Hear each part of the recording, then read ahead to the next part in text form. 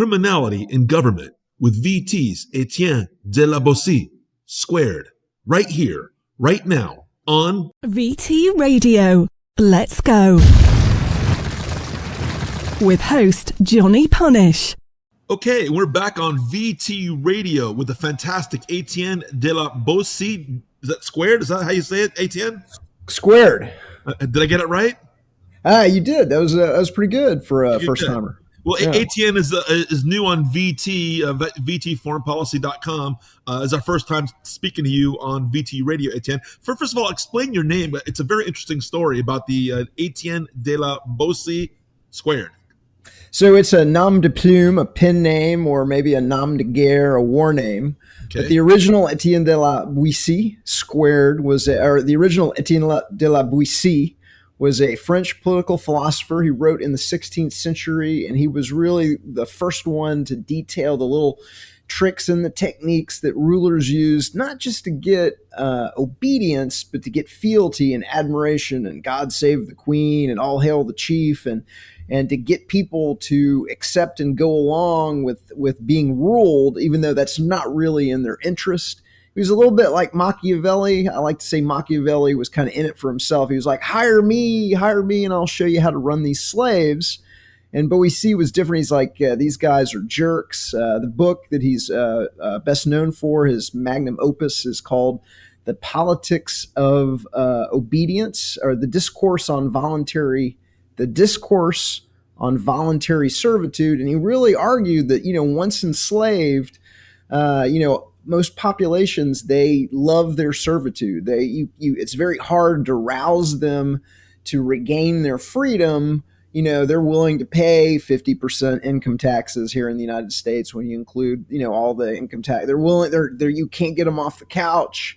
And so he had a lot of insight, and a lot of the techniques that he, described in 1530, they were already 1,000 years old at that time, and they're still being used today. And so when you read the book, you're like, holy crap, they're still using that technique on the population today.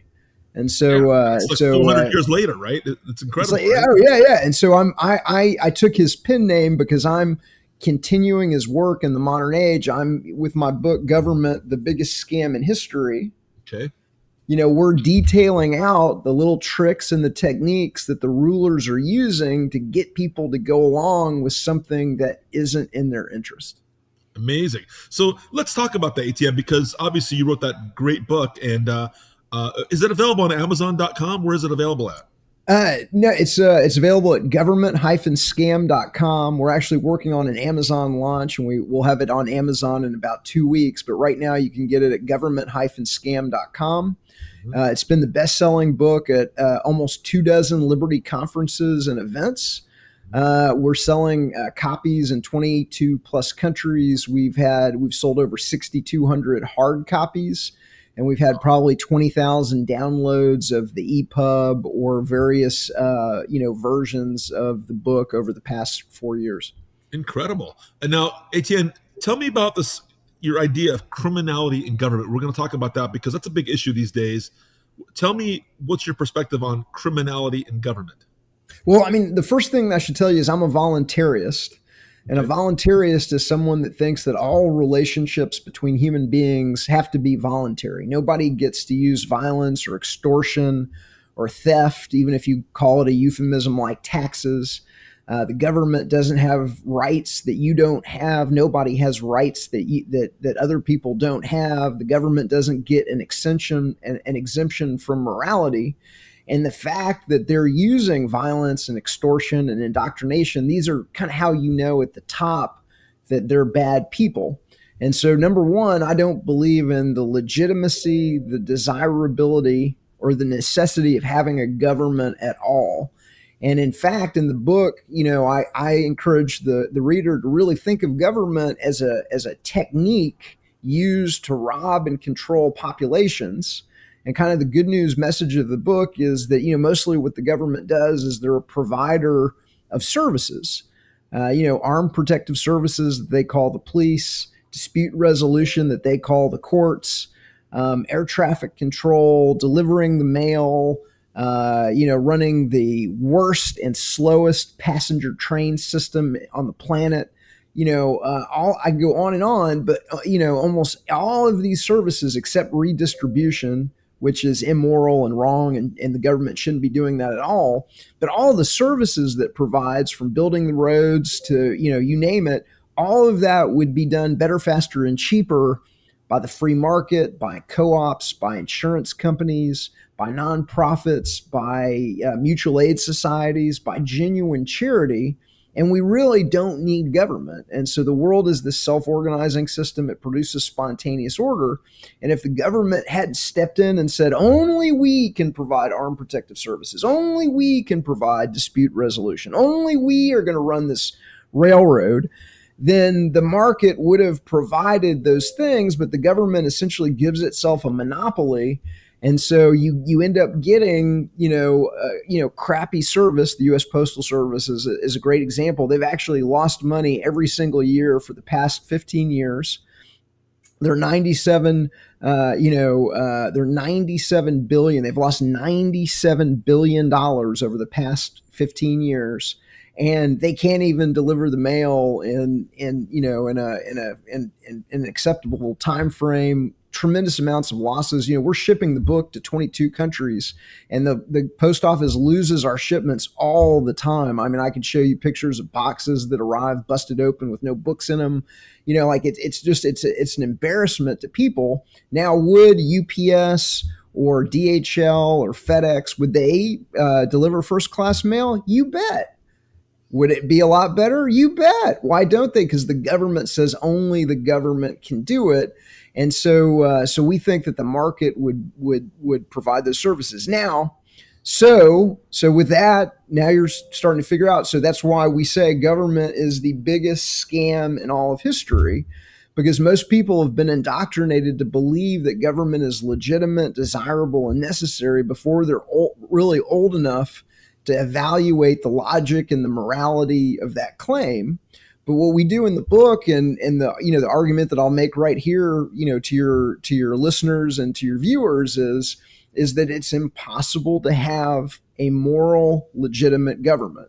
And so you can't have it. The idea in the U.S. tradition that 4 to 5 dozen slave owners, lawyers, and politicians on a continent of 3 million people can go into a room and sign a piece of paper saying that they're in charge, they get to make up rules for everybody and steal the wealth of others, and then have some elections, and then, say, oh, look, we get to rob everybody, all 3 million people on this continent. I mean, it just doesn't fly. And it doesn't fly for a continent of 3 million people, but it doesn't even fly for an island of 10. And so for the same reason that my girlfriend and myself can't vote that Johnny gives us all of his money, because there's 2 of us and 1 of Johnny, well, it doesn't matter if there's 3 of us or 10 of us or 230 million people voting that Johnny has to give us his money. There's no magical additional person in democracy that makes something that would be immoral and illegitimate now moral and legitimate just because the mob wants to rob Peter to pay Paul or lynch black folks or whatever it is the mob wants to do. Just because they outnumber their victim doesn't mean that it's right. And so as an adult, when you really step back and you say, is government legitimate? Is there, can you be bound by a social contract that you didn't sign? Can does the majority get to vote money away from the minority? These things they're not legitimate at all. And so once, you confront most people with these facts, they're like, oh, I've never really thought about that. I was just forced to go to the mandatory government school where the government teacher teaching out of the government textbook taught me that government was legitimate before I was old enough to really go, hey, wait a minute, is that really a fact? And so that's the one thing that you never see talked about on the media. It's the one thing you never see talked about in a government school or rip-off university is government legitimate at all? Right, that's a good point. Of course, it's not talked about on mainstream media. It's not in their best interest, right? No. So the subtitle of the book is How Intergenerational Organized Crime Runs the Government, the Media, and Academia.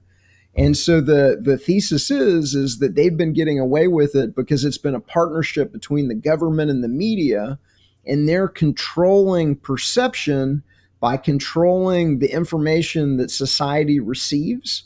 And so that starts with the mandatory government school, where they force you to go to either their schools or a school that they have accredited that gets to be a private school by agreeing to teach the government's curriculum. Okay. Or it's a monopoly media system, and we break it down in the book with a number of visualizations and media ownership charts. Most people don't really realize that on the old media side, there's 6 companies running hundreds and hundreds of subsidiaries to give everybody the illusion that there's all these different information sources in society. But when you really roll it up and see who owns who, News Corp doesn't just own Fox News. They own 175 newspapers. They own magazine publishing. They own television distribution, television programming. They own movie studios, movie distribution. They own satellite networks like Sky. And so these are, like when you really, begin rolling it up, there's really a small handful of people that are controlling all of the information that society receives on the old media side. On the new media side, there's 3 to 4 dozen kind of new media internet companies. These are search engines, video streaming sites, social media sites. It's Google, Yahoo, YouTube, Facebook, Twitter, Discuss, that does comments on tens of thousands of websites, Snopes, Amazon Prime, Netflix. And these companies are algorithmically censoring the information that they used to see. This is what came out in the Twitter files with Matt Taibbi. He called it the censorship industrial complex. But you've got a network in his censorship industrial complex. He identified 50 different institutions, governmental, academic, non-government organizations, and others that were involved in censoring information, including truthful information about the COVID, about the vaccines, about anything that would cause quote unquote vaccine hesitancy. And so now this the information to society is being controlled through this monopolization of the media and through this algorithmic censorship of what I like to call the DARPA internet. A lot of people forget that the internet was a military network, and to this day remains a military network, and it's being censored the same way that you could censor information on military networks today. And so it's on every single channel, government's legitimate. The government's the hero. It's always the government saving the day, whether it's Tom Cruise as Top Gun Maverick or Tom Cruise as a CIA agent or the president of the United States flying fighter jets to protect the country from invading aliens. The government is being made the hero, and they're using unethically manipulative techniques of product placing the American flag at moments of high positive emotion, which is a technique called anchoring. It's a propaganda technique where they'll build the audience. Top Gun Maverick? Is that what you're talking about? Oh, well, I'm talking about like Top Gun Maverick. My favorite example is Matt Damon in The Martian. And I don't know if you remember that, but the whole movie builds to this, is he going to be able to get off Mars? No, something went wrong. He's not going to make it. No, he is going to make it. He's going to make it. Yay. And then they cut to Earth and everybody's waving American flags. And then they cut to Mission Control and there's giant American flags on the backdrop. And so a lot of people have been tricked and duped and chumped into having a feel good for the American flag, even though the American flag is the banner of the organization that's stealing half their income in overt taxes, covert taxes, and inflation, because the government has been running this game like a pimp game on them. The government's been paying for these flag worship ceremonies at stadium events, football games, hockey games, basketball games, the flyovers. They're running these unethically manipulative techniques. And what we're doing in the book is we're saying, hey, look, it's a whole playbook of techniques. The Nazis did the same thing. The Soviets did the same thing. The East Germans did the same thing. Yeah, so it's not exclusive to the United States government. No, they're all running the exact same game to a degree on their populations. and then they're tax farming their population. So they're putting them in mandatory government schools. They've got these youth programs, and in Nazi Germany it was the Hitler Youth. In the Soviet Union, it was the Young Pioneers and the Komsomol. In East German, it was the East German Young Pioneers. In the United States, it's the Cub Scouts, Boy Scouts, Webelos, and Explorer program. In the Explorers, that's when the kids get militarized. That's when they get guns. But they're taking the kids, they're shaving their heads, they're putting them into the uniform, single form conformity, and then they're running a variety of unethically manipulative techniques to get them indoctrinated to accepting hierarchical command and control, love of the uniform. They're doing things like taking the American flag and putting it in, in a manipulative way into burial ceremonies so that you associate the flag with your loved one. Like they're running this kind of pimp game on the population. And if you don't understand that it's going on, then you're not really even in the game. If you don't understand we're talking about the average serfs, right? I mean, obviously, Now you have a high end audience, and so I know that a lot of your audience. I'm not insulting my audience at all. But I mean, the majority of us are. I call myself, I'm a serf, living on a dirt road with an email address. I'm doing the best I can. I'm trying to escape the system, and I currently don't live in the United States. I haven't lived there for 25 years, precisely because it is the head of the empire, and I just removed myself from that empire a long, long time ago. So I'm trying to live relatively free in an unfree world, and it's a tough deal. I wanted to ask you, is there any place on planet Earth that you're aware of where that has relative freedom or pure freedom? Yeah, so one of the things that we cover in the book is that we have a list of libertarian or voluntarist communities where people are beginning to vote with their feet, and they're beginning to concentrate in certain geographies with other liberty lovers. Here in the United States, the kind of the best known examples are Idaho, which has been called the Great Redoubt for over 2 decades, where the whole state is almost F the government. And if the government ever tried to roll into Idaho, I think they would just be scragged from every window on the street, every window on the street, kind of a thing. The other one in the United States is New Hampshire, which is where the Free State Project is. And the Free State Project is an effort that is organized over 25,000 voluntarists, libertarians, peaceful anarchists to concentrate in the state of New Hampshire. They've had 25,000 that have pledged. They've had somewhere between 6,500 and 10,000 plus that have moved there or that already live there and support the project. And so it's a huge, huge amount, for a state that only has 1.3 million population, to have that concentration of activists, people that are willing to move for freedom. That's kind of very, very exciting. We cover Roritan, and so there's a private. And that'd be Honduras, right? Honduras, off the Isle of it's an island off of Honduras that has a private settlement called Prospera, which is in one of the special economic zones in Honduras, where they have pre-negotiated governance as a service.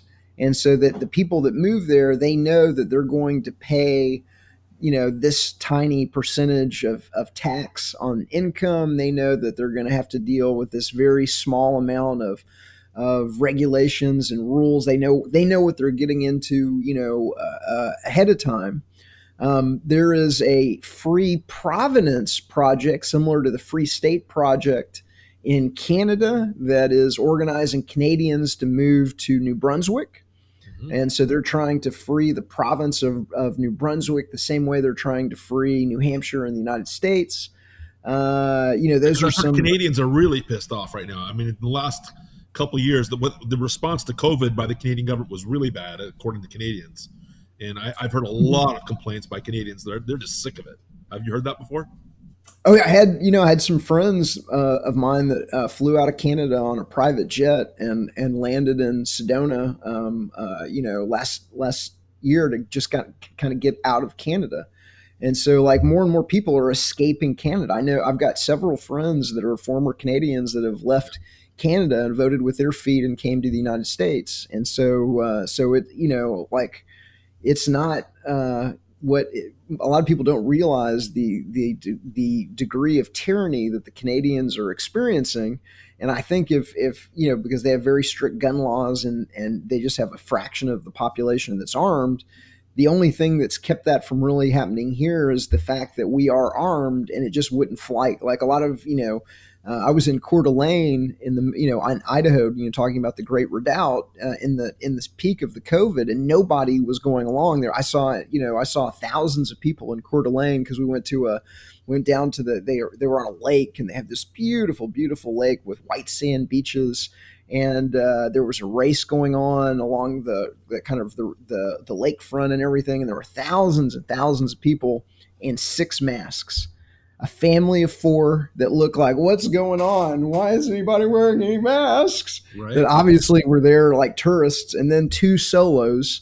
But like, we only saw 6 masks at the peak of the COVID in Idaho. They're just not like, they're not going along with it. They're not, their sheriffs aren't going along with it. Their elected legislators aren't going along with it. And so like, it never made the news, but there's just a lot of places in the United States that didn't go along with the COVID and wouldn't go along with any draconian, government, overreach that was attempted. Like I said, Idaho's one of example. New Hampshire, Florida didn't put up with it. Texas didn't put up with it. There's a lot of places. The Dakotas, South Dakota didn't put up with it.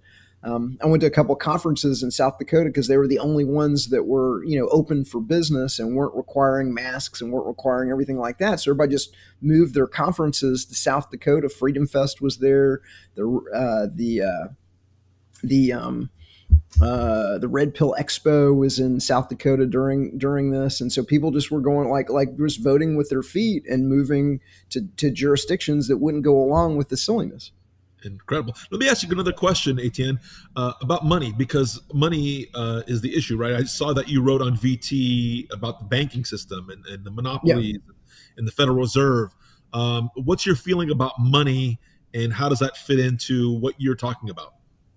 So, I mean, money is really the stranglehold that has allowed this organized crime system to monopolize the media and to buy up the government into political puppets and this theater that we see today. And so, on the website right now, there's there's 2 articles. One of them is called The Private Federal Reserve and the Theft of Fractional Reserve Banking. But the biggest scam that the government is involved in by far is, in 1913, you had a group of bankers that lobbied and bribed the government to pass the Federal Reserve Act of 1913, which created the private Federal Reserve to backstop the money center banks to engage in something called fractional reserve banking. And so the basics of the swindle are when you go to a bank to get a mortgage or a car loan or a loan of any kind, they're not loaning you depositor money. They just tickle the ivories and credit your account with digital dollars, even though that's inflationary, and even though that reduces the purchasing power of all the other dollars in circulation. And so if you really think about it, in every city on the planet, the largest building is almost always a bank building. Okay. And so what is allowing these banks to make these exorbitant, outsized profits? It's the criminality of the money system. And so absent a crooked money system, your dollar should be buying more and more every single year as innovations and improvements in productivity and different technologies reduce the cost of either producing or distributing the luxuries and necessities of life. But instead of your dollar buying more and more, your dollar is buying less and less. And the reason is the banks or the government, as they create all of these excess dollars, either through fractional reserve banking or quantitative easing or stimulus or bailouts or whatever the reason is, well, all of those dollars begin competing for a fixed amount of goods and services, and it begins bidding the prices up. And so that's the dynamic, is that, most people don't realize that, absent this crooked monetary system, you're not being robbed of the purchasing power of your dollar. You're actually being robbed of the reduced costs that you'd pay for everything that you buy and the purchasing price of your dollar. And so it's a kind of economic warfare against the population to keep them artificially poor so they don't have the resources to get organized and go after this organized crime system that is now, bought up the media. So the media isn't going to tell you why the dollar is losing value, what's really going on with this crooked monetary system. But that's the crux of it. The other article that we have up on the website is monopoly, duopoly, and triopoly, where we really break down how that these banks are providing this unlimited fractional reserve banking to a small handful of companies to buy up and monopolize and consolidate their own industries. And so, they typically don't leave if they only left one company standing, that would be obvious. So they leave duopolies and triopolies. And so, you've got Walmart and Target. You've got Coke and Pepsi. You've got UPS and FedEx. You've got Office Depot and Staples. You've got Sam's Club or Costco.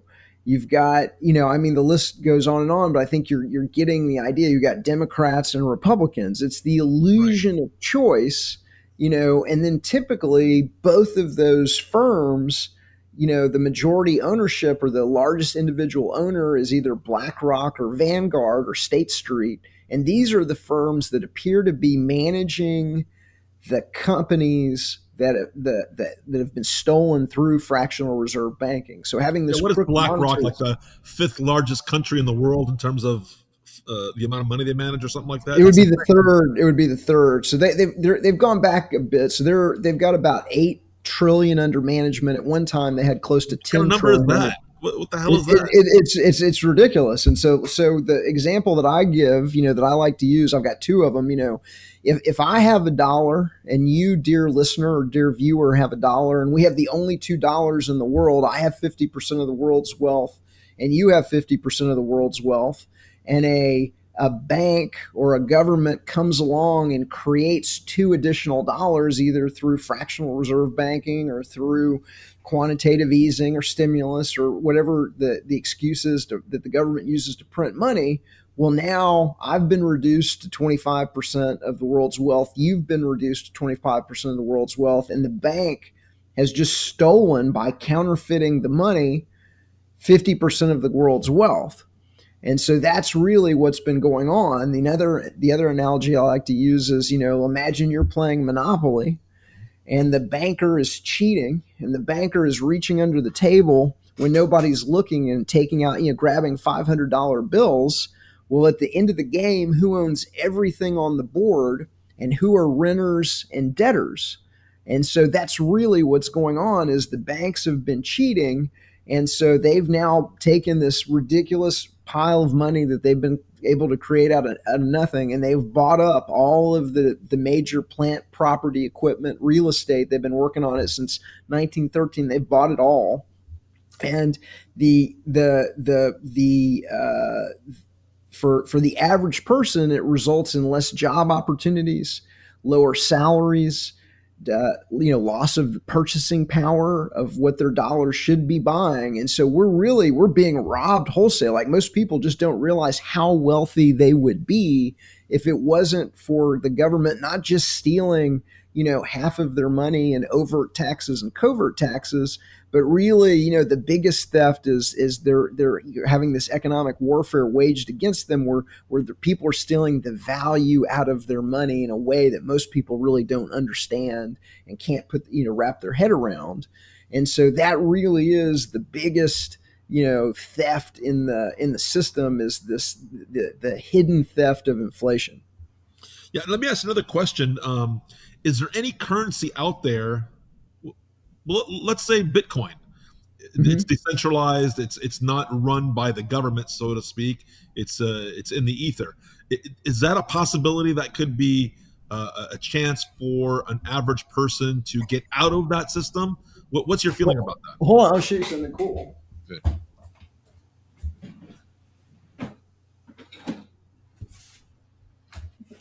I don't know if you've seen one of these yet. Have you seen Let's a see. gold back? No, a gold back. Go ahead. What's that? It's flexible, spendable gold. Okay. Yeah, And so now there's like most people know about, cryptocurrencies, but there's also, there's now flexible, spendable gold that's legal tender in right now 4 states. So I think New Hampshire, Utah, and one other state I'm forgetting. I think it's 3 states, and I think they're about to do South Dakota as the 4th state, if I remember correctly. But now you've got you've got flexible spendable gold. I was just at the Porcupine Freedom Festival in New Hampshire, which is the largest event of the Free State Project, and I sold almost $300 worth of books for goldbacks. And Really? so 2 years ago, I sold hundreds and hundreds of dollars in crypto. Last year, I sold half of my books in crypto, half of my books in gold back. This year, I sold. I didn't take. Nobody offered me crypto at all, but I took almost $400 in gold backs. And so these are, there's alternative ways where you can protect the purchasing power of your dollar by diversifying, some of your dollar denominated assets into gold-backed currency or inflation-proof cryptocurrencies, or other things that are non-inflationary. Bullets. Somebody bought. I gave somebody a 35-cent credit. They bought they because they knew I took ammunition in trade, and I took 5 rounds of 9mm Parabellum.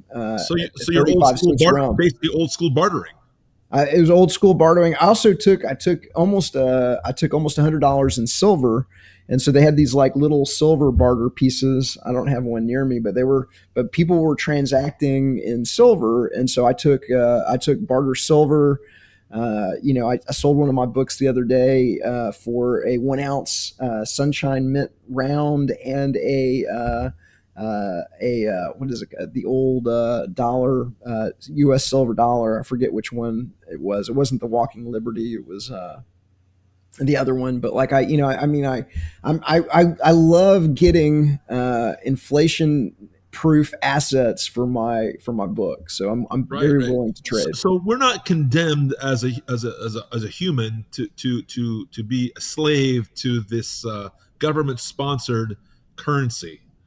You think there's different ways to get out of the system? Is that what you're trying to tell me?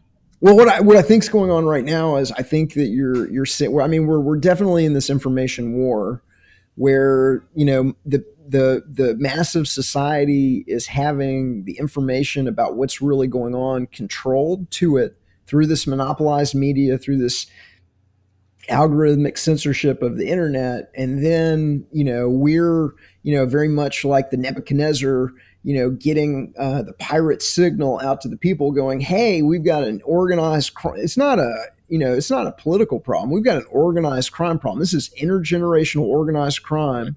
They're running government as a technique to rob and control, our population. The other countries are doing the exact same thing on their tax slaves. It's a kind of tax slavery. It's the mafia model of slavery.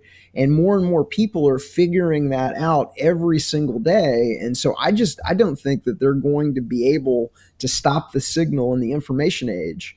And so you don't have to wake up everybody, but you've just got to wake up the intelligentsia and the professoriate and the entrepreneurs and the business executives, the people that have the ability to influence others, bloggers, vloggers, publishers, and then they drag the rest of society. And that's what's starting to do. We're starting to wake up more and more people as to, hey, we've got organized crime in Washington, D.C. And so I actually think I'm very optimistic. I think, we're going to win this thing. I just don't see any way to hide this knowledge in the information age. So you don't think it's the right, the left, the Democrat, the Republican, it's the system itself. Yeah, the system itself is 100% crooked and has been essentially engineered to keep the population in this kind of tax slavery. And so the system is unreformable. You're not going to win the rigged poker game of elections. You're not going to win you're not going to win in their crooked system. And the people that are, telling you to vote harder, they're wasting their time and your time. I mean, we're going to have to go build our own alternative system, and that's really like what you're seeing, and whether it's Prospera on the Isle of Roritan on Honduras, or whether you see what's going on with the Free State Project or the Free Providence Project in Canada. People are voting with their feet and they're building the new thing. They're not, they're going to, I think that New Hampshire is going to be the first state to secede from the federal government and say, hey, we're just going to go it alone. And then once they do it, I think you're going to see Idaho, Texas, Florida, South Dakota and others that are going to be fast followers. I think it's going to be like the 4-minute mile, but that's my prediction, is that New Hampshire is the state that goes first. And rolls it back to the state government. They already have a state government that's just minuscule. Right. The House is large because they've got a good population, but from a spending standpoint, they don't have a state income tax, they don't have a state sales tax, so they've been forced by the population to be very, very frugal. And so I think it's going to be fairly easy to continue to privatize government in New Hampshire until it's just at a bare minimum protecting life, liberty, and property. And then I think that will ultimately be privatized as well. But I mean, that is real freedom, not the fake freedom you're taught in school. Real freedom. The difference between a free man and a slave is that slaves can't say no. And so, right now with this government, you're in a position where you can't say no to it, and that's not freedom. And to think that that's freedom is delusional. Incredible. I'm going to leave it at that, Etienne. Incredible amount of time you spent with me on VT Radio. Go ahead and tell me again about your book and where our VT readers can find it again, please. So the book is Government, the Biggest Scam in History Exposed. As I mentioned, it's been the best-selling book at almost 24 Liberty conferences and events. We back everything up with a flash drive that we call the Liberator that goes in you go into your credit card size flash drive, 64 gigabytes.